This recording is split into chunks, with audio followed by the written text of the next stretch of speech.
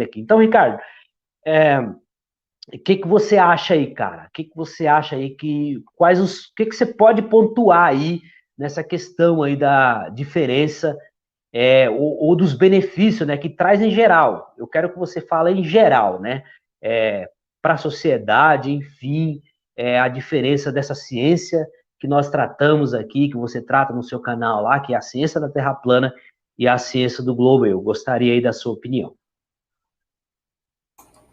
Ô Gil, mais uma vez aqui, só fazer um rápido complemento aqui, né, do conhecimento que tenho também com o Ricardo Araújo, embora não seja tanto, né, mas a gente já se conhece do projeto ali, quarteto, Daniel também, né, Daniel é conhecido, e o Ricardo também do Geek TV, conheço ele bastante nos bastidores, né, então fazer esse adendo aí que eu acho importante. Bom, agora sobre a importância do debate.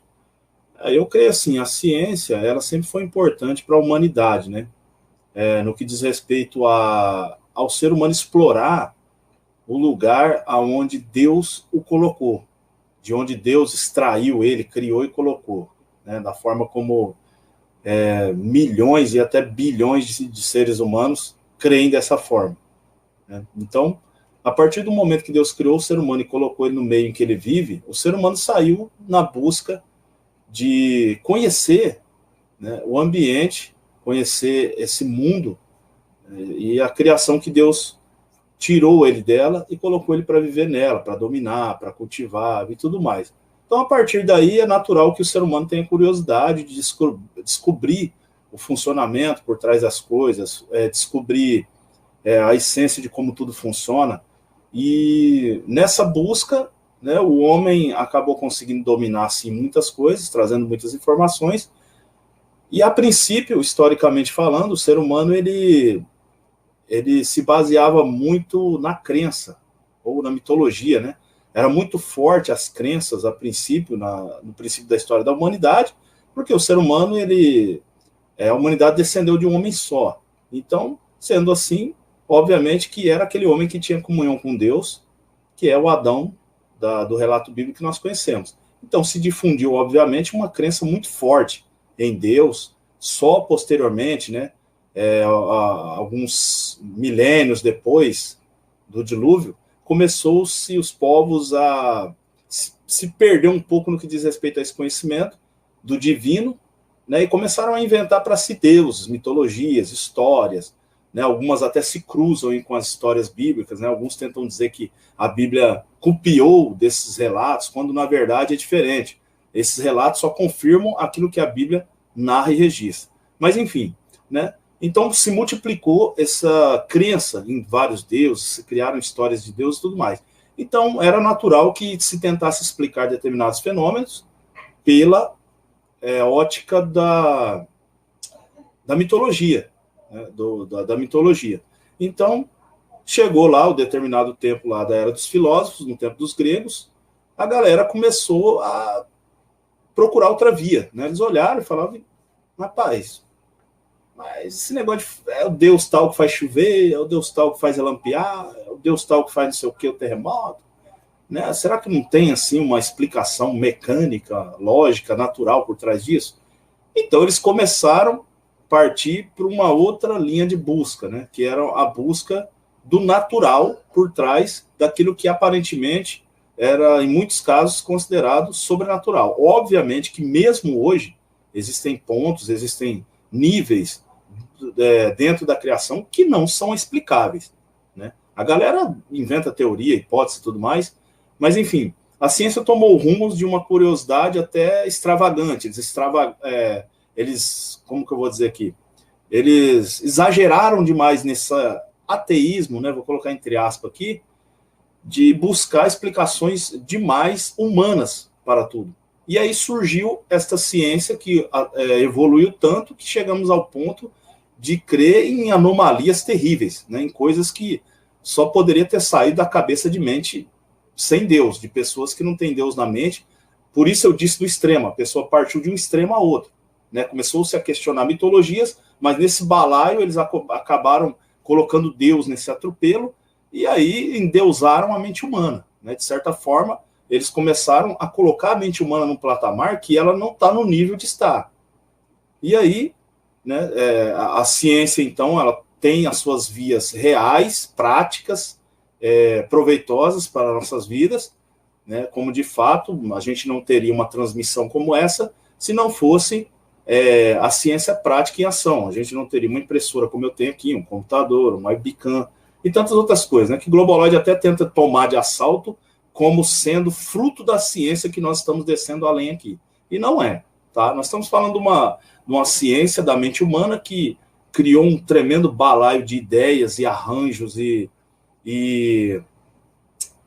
recursos, né, audiovisuais hoje para tentar comprovar uma ciência que ela é infundada.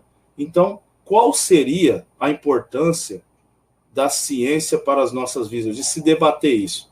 Né? Seria a gente continuar explorando da forma real, sensata, correta e firme, com os pés no chão, né, a criação ao nosso redor. Tem muito que se explorar no campo da realidade, concernente a eletromagnetismo e todas as...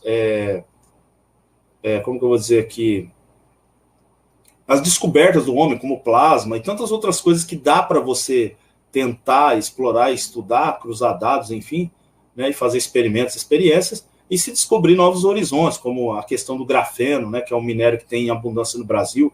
Estou falando de ciência prática, né? Dá para você continuar explorando, crescendo, evoluindo para melhor favorecer a humanidade, porque foi para isso que Deus deixou justamente tudo que há criado, né? E, em contrapartida, a gente confrontar essa ciência filosófica da mente humana, né? Essa coisa criada pela cabeça dos filósofos e sustentada por vários malabarismos, né?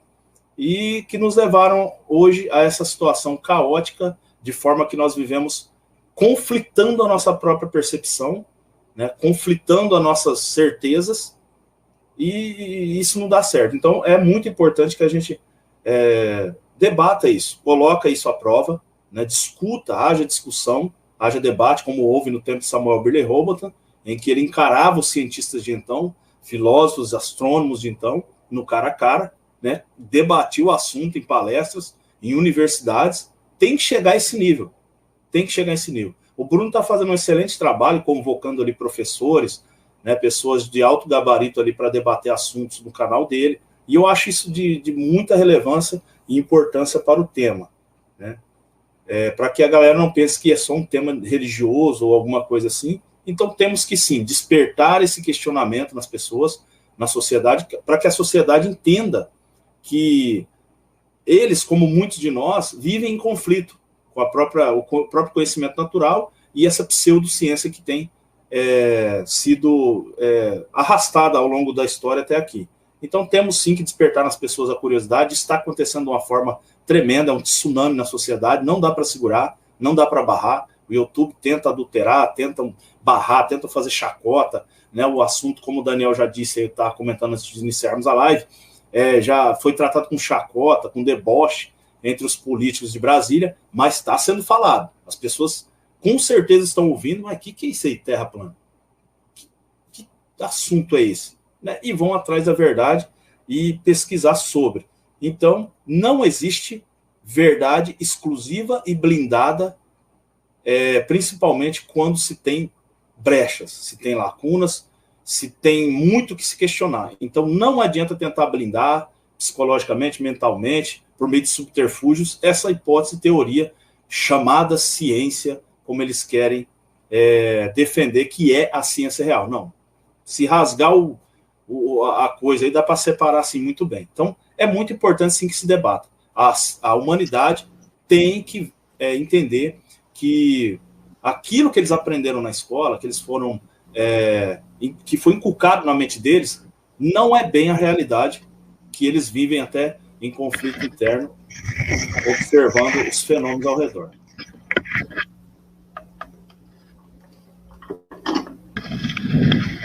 Beleza, Ricardo. Ô, Ricardo, nesse seu raciocínio aí, assim, você acha que tem alguns pontos, né? Não sei se você poderia pontuar, assim, algo que, como eu falei, né? Que essa ciência que nós tratamos, né? Apesar que os opositores aí não aceitam, né? Que é uma ciência, mas é uma ciência por quê? Porque tudo que é reproduzível, né? Tudo que é observável, isso é ciência, né?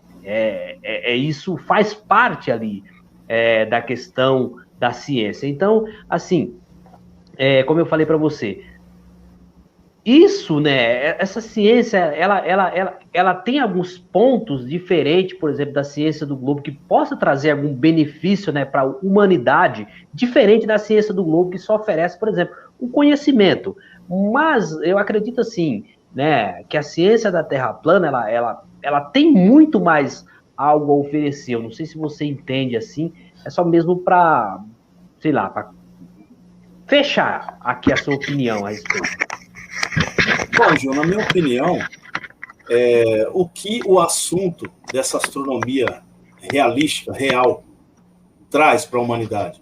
Né? Primeiramente, eu penso que é um conhecimento real.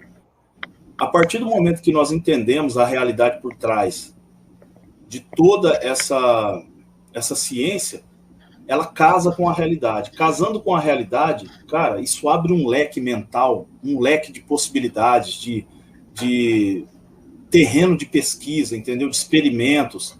Como eu tenho visto em vários e vários canais aí, tanto americanos, estrangeiros, como aqui no Brasil, né?